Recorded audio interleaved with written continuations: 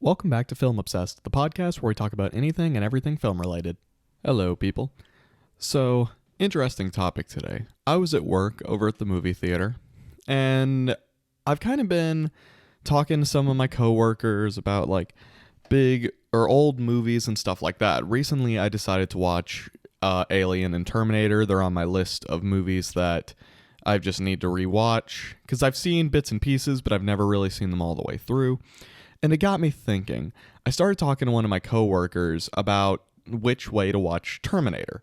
Do I watch T1 through T4? Do I watch T1, T2, and then Genesis? Do I watch T1, T2, Dark Fate? And then I started thinking about Aliens and how you've got the prequels like Prometheus and Covenant. And then it just got me thinking of like Star Wars, about, the prequels and stuff like that, but they were made, later. So I was talking to my coworker and he gave me the idea, shout out to Matthew for helping me come up with this idea. He gave me the idea to make an episode about chronological timelines versus release timelines in terms of which way to watch. I'll mostly be diving into Star Wars on this, because it's one of the more pronounced ones, but there are a few others I can talk about as well. So we'll start with Star Wars, like I said. With Star Wars, you've got episodes 1 through 9. You've also got Solo and Rogue One, but I'm not really getting into those. But, I may touch upon them. Anyways, so originally, it came out 4, 5, 6, 1, 2, 3, 7, 8, 9. With, again, Rogue One and Solo being thrown in there in the later years. But nowadays, we're at the point where my friend and I kind of debated it for a little bit, and I'm kind of wondering, which is the better order to watch? I know some people who have a very interesting watch order. There are some people I know who watch 4, 5, 1, 2, 3, 6, 7, 8, 9. I know nobody who watches 7, 8, 9 first, and if you do that, you're wrong. I'm sorry, but you are very wrong. Something that I think, there are two ways to look at it. If you should start with the watch order or the release order versus the chronological. Now, if you decide you're going to do the original order, 4, 5, 6, 1, 2, 3, 4, 1, 2, 3, what you should do is, and this is, again, going in blind. When I'm talking about this, I'm talking into somebody who's never seen it before, who doesn't know where to start. Kind of like where I was with the Terminator and the Halloween franchises, but I'll get more into those in a later episode. There are two ways you can look at it. If you start with 4, 5, 6, you'll get the revelation of, Luke, I am your father, and stuff like that. But that's become such a pop culture reference at this point that nobody is really surprised by it. Even the people who have never seen Star Wars know that line and know that plot twist. Back when it first came out, it was massive. Like, nobody saw that coming. But now it's like, oh yeah, that's just like the norm. So it kind of takes away the gravitas of that scene, I think. Still a great scene, but it just it's less meaningful almost. But then, if someone else is seeing it for the first time, they're going to watch the originals, and this is how I watched them. I watched the originals first. But then they'll go to the prequels, and you know what's going to happen with Anakin. And you're just kind of there like, I'm starting to see hints of it. But then I came to a conclusion. I talked to my friend who his introduction was not the original. He watched the chronological way when he first saw them. And he said that he was not expecting the twist of Anakin into Darth Vader. He never really heard about that. He knew, again, he heard about like Luke, I am your father, but he didn't really put 2 and 2 together. So actually having to see the downfall for himself, it kind of shook him a little bit. It was a little bit more surprising. He got to see Anakin grow up. He became attached to this character. And then when he had his tragic downfall, it was more dramatic to him because he never saw him as a villain. All he saw him was this hero that he grew up with. And I want to add, he actually, like me, grew up at the time where the Clone Wars was coming out. So he also was seeing him on TV as this great Jedi hero. So when it actually came time for him to watch episode 3, Revenge of the Sith and he saw what happens to Anakin, it really shook him. But then the weight of that, knowing that secret going into the sequels, or not the sequels, but the originals, it really, like, he's just kind of wondering. It's like he sees this back and forth sway between Vader that wouldn't really be there if you didn't watch the prequels first. Now, I'm not saying you should watch the prequels first. I, for one, am all for watching the way they are released. But I also see the other side of things. And personally, if I had a friend who had never seen Star Wars and knew nothing about it other than maybe, again, that plot twist, Luke, I am your father, I think I would show him chronologically. Now, if I had all the time in the world, I would do episodes 1, 2, all of the Clone Wars minus the last 2 episodes, episode 3, the last 2 episodes of Clone Wars, Solo, Obi-Wan and Andor when those come out, Rebels minus the last episode, 4, 5, 6, the last episode of Rebels, then The Mandalorian, Book of Boba Fett, then the sequels. Star Wars Resistance I will never watch, and I refuse to. It looks awful, and everybody I've heard that's watched it does not like it, so I'm not acknowledging it.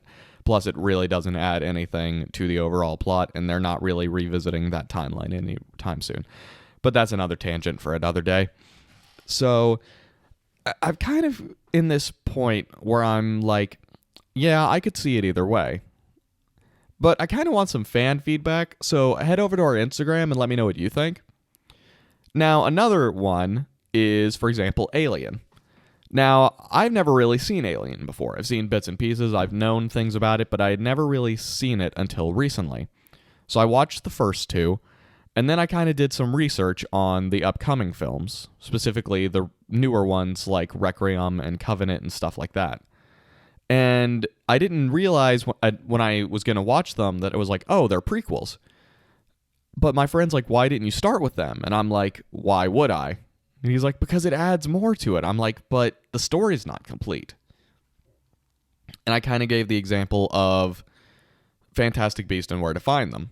That's another franchise which also is a prequel to Harry Potter. But the story's incomplete, so I wouldn't want to watch it. I'd get through the first 2.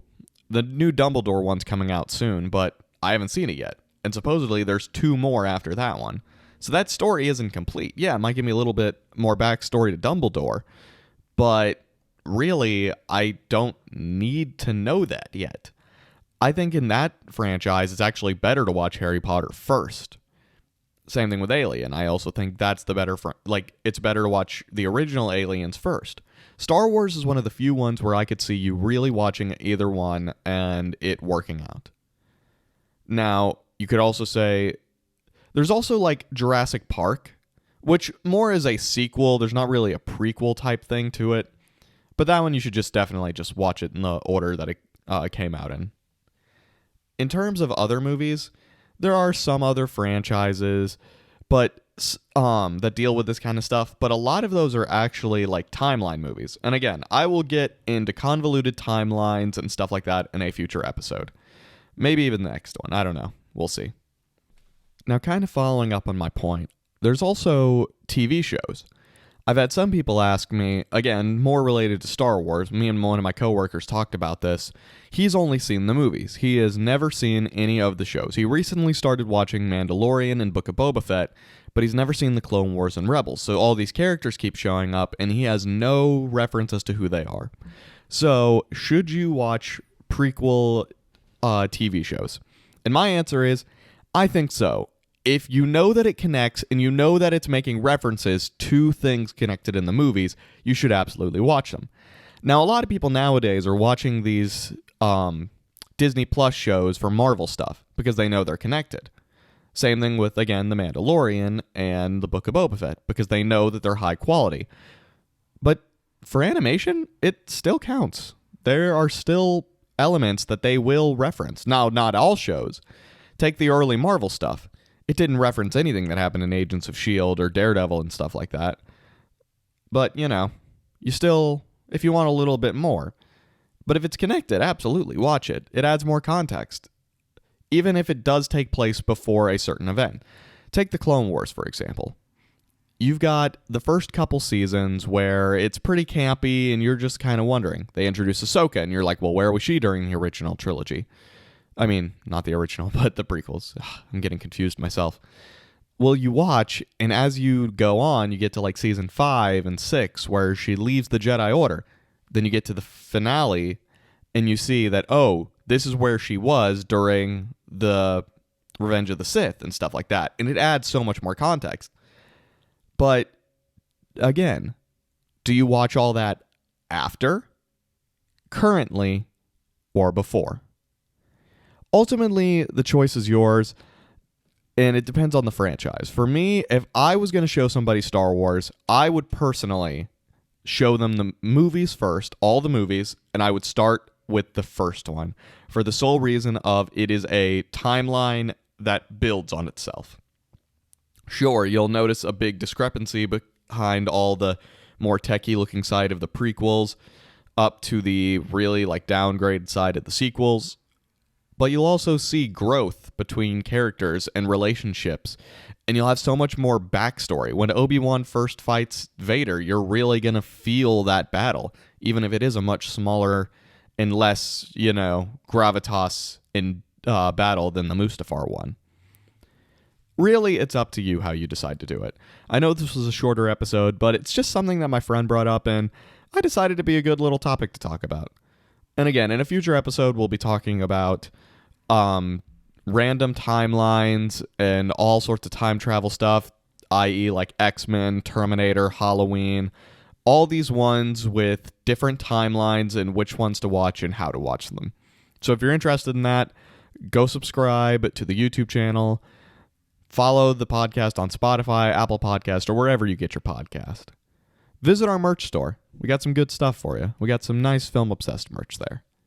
I hope you guys are enjoying the series. I really do. My passion for film has really been reinvigorated recently, and I can't wait to put out more weekly episodes for you guys. Also, go follow me on TikTok. Or go follow us over on TikTok at the Oblivious Co. Because I'm going to be doing a small film obsessed series on there where you can basically get my opinions on a movie as I watch them. Just brief little things or just my thoughts on after. I recently just watched Wreck-It Ralph and I posted a video about it, just kind of summing it up for you guys. So yeah, hope you guys have a good day. Goodbye, movie lovers.